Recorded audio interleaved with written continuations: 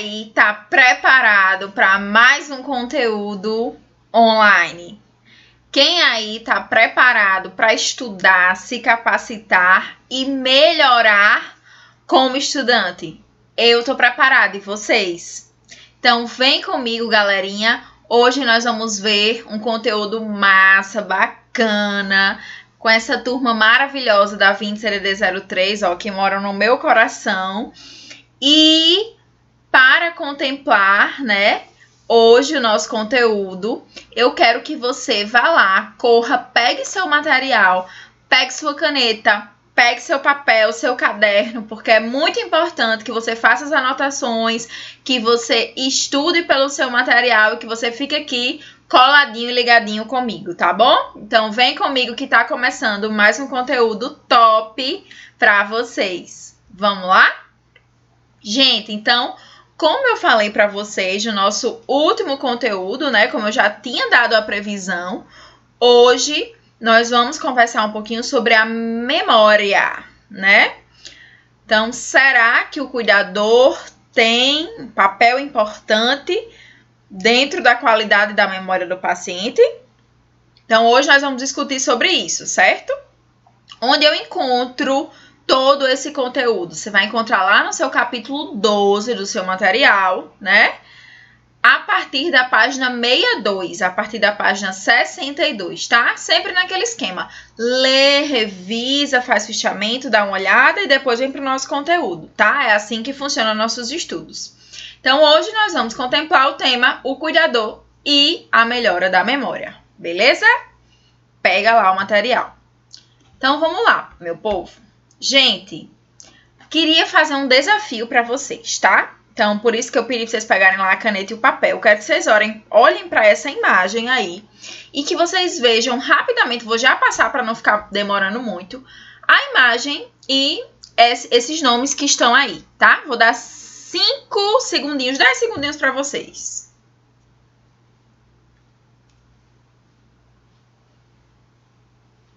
8, 9, 10. Beleza. Gente, um grande desafio agora. Vamos ver se eu pego vocês ou não na memória. E aí, vocês acham que tinha lá a palavra dormir, a palavra sono e a palavra cansado? Lá naquele outro slide, no anterior, vocês acham que tinha lá uma dessas 3 palavras? Quem acha que tinha dormir, levanta a mão. Quem acha que tinha sono, levanta a mão. Quem acha que tinha cansado, levanta a mão. E quem acha que tinha todas, levanta a mão também. E aí? Vocês ficam com qual das 3? Ou as 3 ou 2? Vamos descobrir quais eram as que tinha? Gente, se eu disser para vocês que não tinha quase nenhuma, né? Na verdade, a gente só encontrava o sono. Cansado, tinha sono, tinha cansado. Mas dormir, a palavra dormir encontra-se aqui, gente?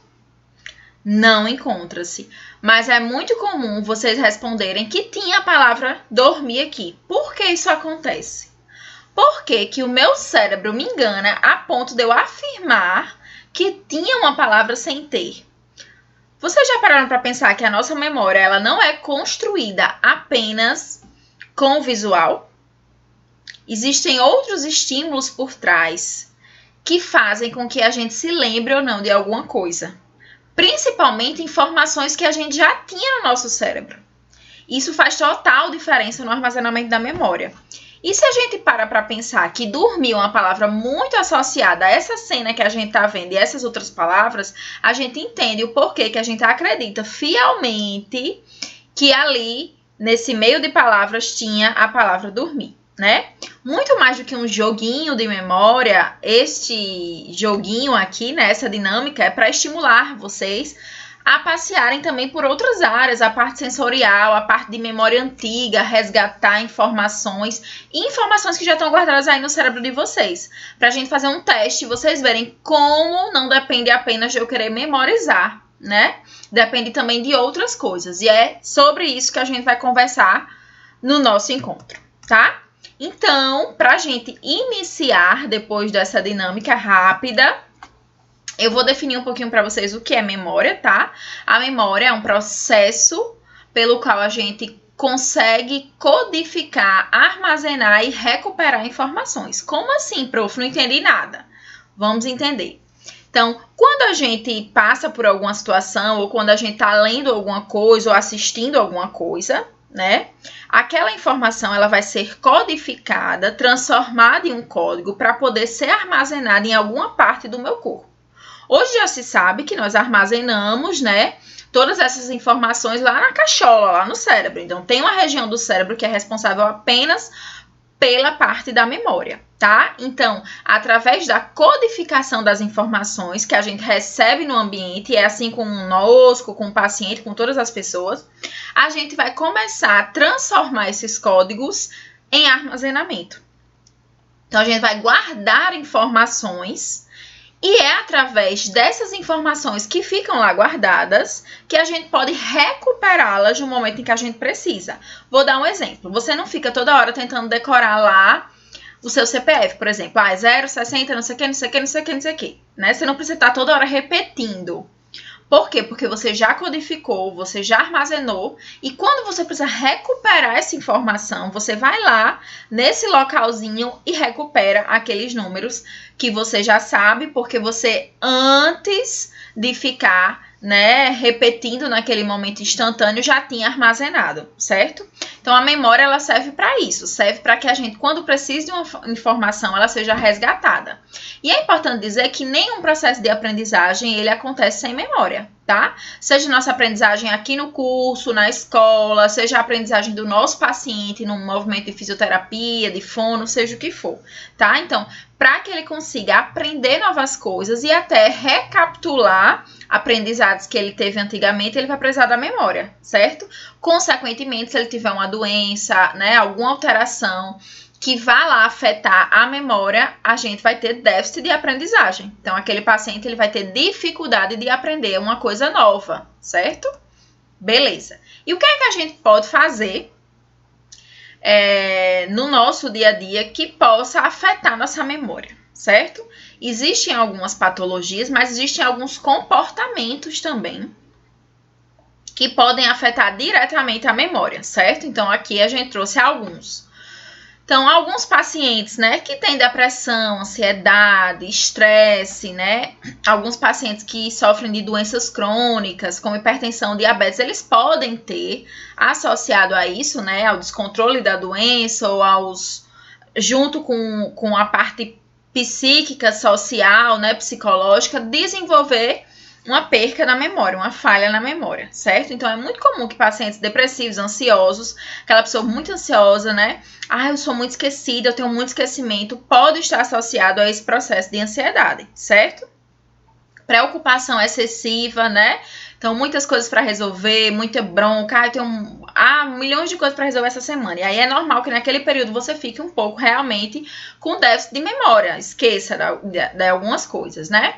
Falta de sono, o sono é muito importante para a gente conseguir ter esse aprendizado, né, e memorizar as coisas. Então, a pessoa que não dorme direito, que tem dificuldade de dormir ou que está passando por algum problema que causa insônia, também pode afetar a memória. O abuso de alguns medicamentos, principalmente medicações soníferas, né, medicações que servem para induzir o sono, muitas vezes tem como esse efeito colateral a perda da memória, né? O paciente relata que tem perca de memória. Consumo excessivo de drogas, principalmente o álcool, né? Que pode afetar diretamente o nosso pensar e principalmente as informações que são armazenadas no nosso cérebro. E as demências, que aí as demências realmente são doenças já instaladas, né? Não é algo passageiro, né? A demência que a gente mais conhece, que afeta diretamente a nossa memória, é o Alzheimer, né? Mas existem outros tipos de demência que também podem, com certeza, afetar nossa memória, certo? Aqui é o processo da memória, como eu já tinha falado antes, né? Então, a gente tanto codifica as informações, quanto armazena, e depois, quando a gente precisa, a gente vai e recupera essas informações. Então, é aquele exemplo que eu já citei. Nós primeiro identificamos, né, alguma informação, a gente vê se é relevante armazenar aquela informação, armazena, e quando a gente precisa, a gente recupera aquela informação. É dessa forma que a gente consegue criar uma memória, certo? Então, se esse processo ele é tão perfeito, se é tudo bonitinho, assim, eu vou decidir o que eu quero memorizar, vou codificar, armazenar e pronto. Por que então que a gente esquece? Por que que existem os esquecimentos, né? Então, existe aqui algumas falhas no processo de criar a memória que podem interferir na gente ter essas informações na hora que a gente precisa, certo? Além daquelas doenças, patologias.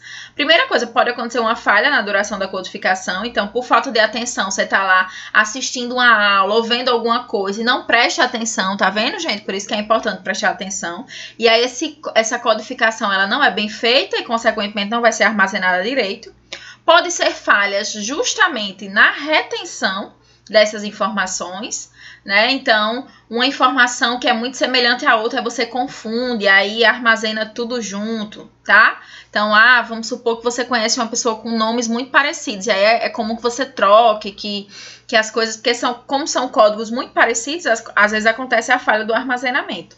E a falha na recuperação, né? Então, também pode acontecer de você ter um esquecimento, porque você tem dificuldade de recuperar aquela informação que você tinha atrás. Então, acontece muito depois de algum trauma, por exemplo. Você tinha informações sobre aquela determinada pessoa e tudo mais, né? Conhecia aquela pessoa muito bem, mas depois que você passa por um processo de luto ou de tristeza, de alguma perca com aquela pessoa, você bloqueia todas as informações sobre ela, né? E aí você tá tendo falha na recuperação daquelas informações. Elas já tinham sido armazenadas, mas por você ter esse bloqueio aí motivado por algum processo de trauma, o exemplo que eu dei aqui, você acaba tendo falha nessa recuperação de informações, tá? Isso aqui é um aprofundamento só para vocês entenderem como acontece essa memória aí, que não é algo fácil não, é algo bem complexo. É só para vocês realmente terem uma noção de como é complexo, tá? Então, quando procurar ajuda? Quando é que eu vou perceber em mim ou no meu paciente, né, algo diferente para procurar ajuda? Justamente quando esses esquecimentos eles começam a ser patológicos, eles começam a atrapalhar a sua vida. Então, você não precisa esperar chegar num quadro de demência como Alzheimer, né, ou até outra demência mais séria para poder procurar ajuda. Às vezes você ser muito esquecido no seu dia a dia, esquecer onde guardou as coisas, isso pode sim necessitar de um auxílio, de uma ajuda profissional, né, para investigar a causa desses esquecimentos. Então, se a gente percebe no nosso paciente uma perca de memória, né, que ele não era desse jeito, mas aí ele muda drasticamente, começa a ter perca de memória, começa a ficar muito esquecido, ou uma atenção, é algo importante para a gente relatar para a equipe médica, tá? Além disso, a gente percebe uma progressão mesmo, não precisa ser nem algo instantâneo não, mas, eu tô vendo que ao longo de 2 anos, seu João piorou muito, tá muito mais esquecido, também é importante levar, certo? Então, sempre que a gente percebe esse prejuízo, é importante ter uma opinião, tá?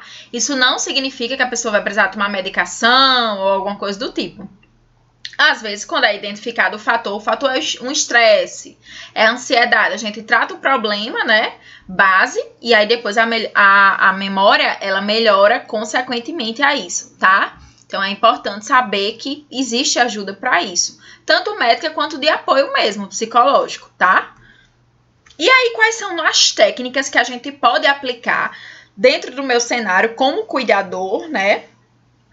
O que é que eu posso trazer para esse meu paciente para ajudar? Afinal de contas, aqui nós vamos falar do cuidado, né? O cuidado fazendo a melhora da memória. Então, é muito importante que a gente tenha técnicas para auxiliar essa pessoa. Mesmo a pessoa já diagnosticada com alguma demência, ou mesmo que não tenha nenhum diagnóstico, mas você perceba que está tendo um prejuízo na memória desse paciente, né, a gente pode fazer alguns exercícios diários, técnicas diárias que podem ajudar, tá? Aqui eu trouxe algumas dicas importantes, que aí a gente faz até quando é criança, no dia a dia, né? Mas é muito bom para o idoso também, né? O caça-palavras, jogo da memória, falar sobre alguma charada, tentar aprender um novo idioma, né? Isso para idosos ou pessoas que estão no quadro demencial ainda leve, né? Que não tá tão precário assim, que ele ainda tem uma cognição boa para poder executar essas técnicas, tá? Mas outras dicas que eu acho importante é a gente tentar fazer um diário, né? Então, fazer um diário do dia do que aquele paciente fez, junto com ele, né? Escrever o que é que tem que fazer no dia, quais são as metas e ao fim do dia relembrar tudo que foi feito. Isso é uma dica boa que a gente pode fazer para ajudar no fim do dia o paciente resgatar tudo o que ele fez no dia e você também trabalhar com ele esse resgate, tá? Então, muito importante também a gente fazer associações, né? Então, associa uma imagem a uma música, algo desse tipo, às vezes ajuda bastante. Repetir as informações de forma clara, devagar, para que o paciente consiga entender, tá? Adotar um calendário é uma coisa básica, mas a orientação espacial é muito importante para esses pacientes. Então, para que ele saiba, vamos ver lá que dia é hoje, do ano, do mês, que horas são. São informações que às vezes ajudam eles se orientarem espacialmente e auxiliam no processo da melhora da memória, certo? Além disso, promover o bem-estar, proporcionar que ele descanse e se alimente bem, né? Porque aí isso vai potencializar esse armazenamento de memória, fazer leituras interativas, assistir um filme e depois perguntar como foi o filme, como aconteceu, relembrar fatos ou acontecimentos. Eu gosto muito de dar a dica de mostrar fotos antigas, né? Muitas vezes, principalmente no quadro de Alzheimer, os pacientes têm uma memória muitas vezes recente, apagada, mas a memória antiga ela ainda está lá um pouquinho intacta. Depois, claro, progressivamente ele vai perdendo tudo, né? Mas no início é muito importante que a gente execute essa memória que ainda existe. E uma das coisas boas de se fazer, uma dica boa, é a gente trazer fotos antigas, né? Documentos antigos, que ele relembre e que ele possa contar quem é aquela pessoa da foto, qual o significado que aquela pessoa tem para ele. Então são coisas importantes, tá? Relembrar. Evitar rotina, né? Nos passeios, sempre mudar um pouco também para ver outros ares, para conseguir modificar o cenário em que ele está e ele vê também novas coisas para começar a memorizar novos ambientes, novos espaços, estimular conversas, amizades, né, entre pessoas da mesma faixa etária e relembrar o dia, como eu já falei, com a dica que eu dei do diário, que pode ser feito, tá? Gente, então, por hoje era só, certo? Vocês sabem que a gente tem o nosso exercício de fixação, vocês sabem como funciona, faz lá o formulário, envia, tudo bonitinho como vocês já conhecem, tá? E aí eu trouxe uma das perguntas que vocês vão encontrar lá no nosso conteúdo, né? Como o cuidador pode atuar na melhora da memória do paciente? Se vocês não souberem responder essa, meu povo, mas lembra aí, eu falei, né? Auxiliando, fazendo diário, fotos antigas, é por aí, essas dicas aí, tá? Então vão lá no exercício e respondam, que eu quero ver todo mundo acertando. Nosso próximo conteúdo, eu vou falar sobre as outras legislações, tá? É um capítulo mais um pouquinho acima, que ficou faltando, aí pra gente completar tudo bonitinho, eu vou retomar esse assunto, certo? Onde a gente vai ter a oportunidade de falar sobre legislação para criança, tá? Então tá bem bacana saber os direitos das crianças e tudo mais, tá? Dentre outras legislações que a gente vai encontrar lá também, certo? Então, por hoje era isto, tá? Um beijo para vocês, se cuidem, estudem, certo? Tchau, tchau!